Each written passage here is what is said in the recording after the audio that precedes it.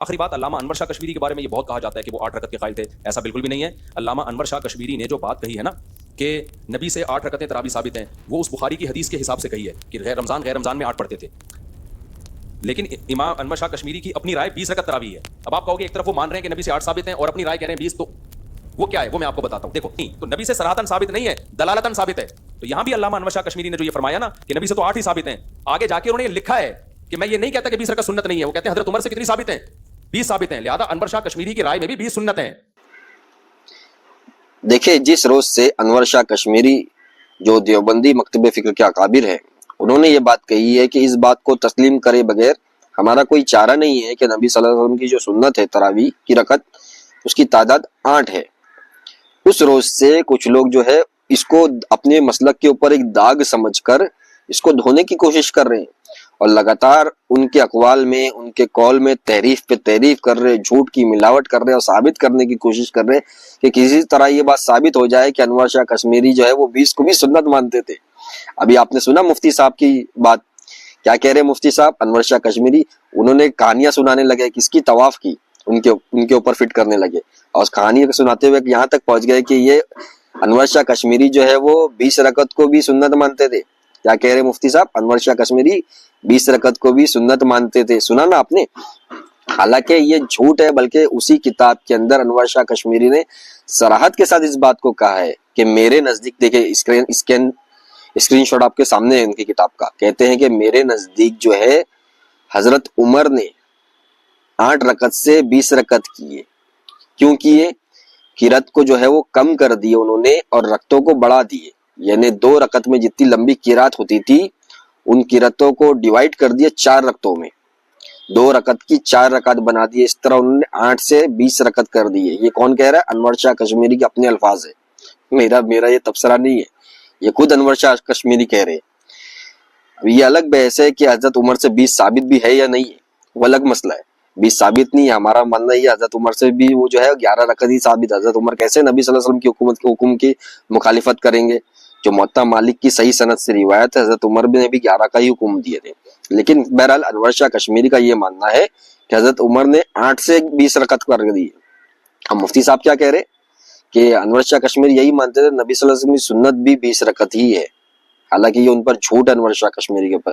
کتنا دو گے بھائی؟ اپنے مسلک پر ایک داغ سمجھ رہے ہو آپ انور شاہ کشمیری کے اس قول کو؟ یہ داغ نہیں ہے، حق بیانی ہے، حق گوئی ہے. حالانکہ وہ انور شاہ کشمیری 20 پڑھتے تھے، 40 پڑھتے تھے یا جتنی پڑھتے تھے، وہ ان کا اپنا لک آؤٹ ہے، ان کا اپنا مسلک ہے.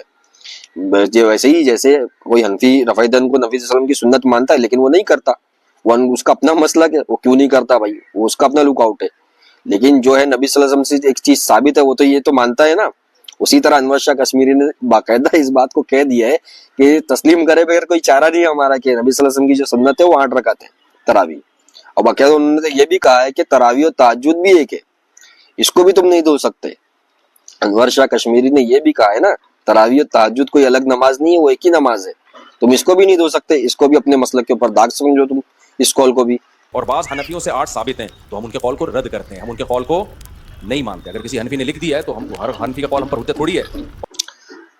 آگے مفتی صاحب نے کہتے ہیں کہ ہمارے کچھ حنفی علماء جو ہے وہ 8 رکعت کے قائل ہیں.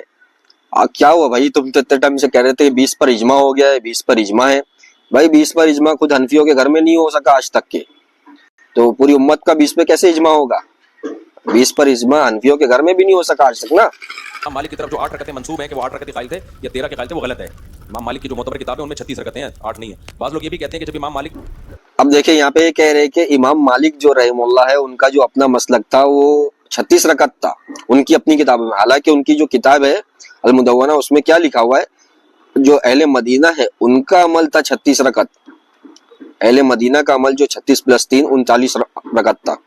وہ امام مالک کا اپنا عمل نہیں ہے. مالکی مسلک کی جو اپنی کتاب میں باقاعدہ لکھا ہوا ہے، کئی مالکی علماء نے لکھا ہوا ہے اس بات کو. امام مالک کا اپنا عمل دیکھیں، اسکرین شاٹ آپ کے سامنے ہے. امام مالک کا جو اپنا عمل تھا وہ کیا تھا؟ وہ وہی رکعت تھی، 8 رکعت + 3 11.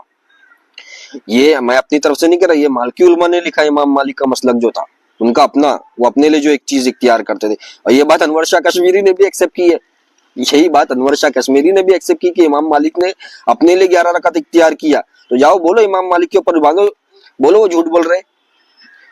انور شاہ کشمیری نے بھی اس بات کو ایکسیپٹ کر لیا کہ امام مالک کا جو اپنا عمل تھا وہ 11 رکعت تھا، اور امام مالک باقاعدہ کہتے ہیں کہ یہ اتنی ساری جو رکعت ہے یہ لوگوں نے کہاں سے ایجاد کر دی، یہ 39 جو بھی رکعت ہے مجھے اس کا علم نہیں، میں تو اپنے لیے وہی اختیار کرتا ہوں جس پر نبی صلی اللہ علیہ وسلم نے جو اس کا حکم، جو نبی صلی اللہ علیہ وسلم کی سنت ہے جس کا حکم حضرت عمر نے دیا۔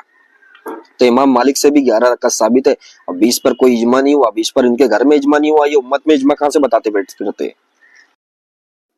اور دیکھیں انور شاہ کشمیری نے اس بات کا بھی اقرار کیا ہے کہ حضرت عمر سے 11 کا حکم بھی ملتا ہے اور 23 ہے اس کا حکم بھی ملتا ہے، یعنی وہ پہلے مانتے تھے پہلا حکم جو تھا وہ 11 کا تھا، لیکن بعد میں حضرت عمر نے، ان کا ماننا ایسا ہے کہ بعد میں حضرت عمر نے 11 سے 20 کر دیے، جو 23 ہے وہ کر دی۔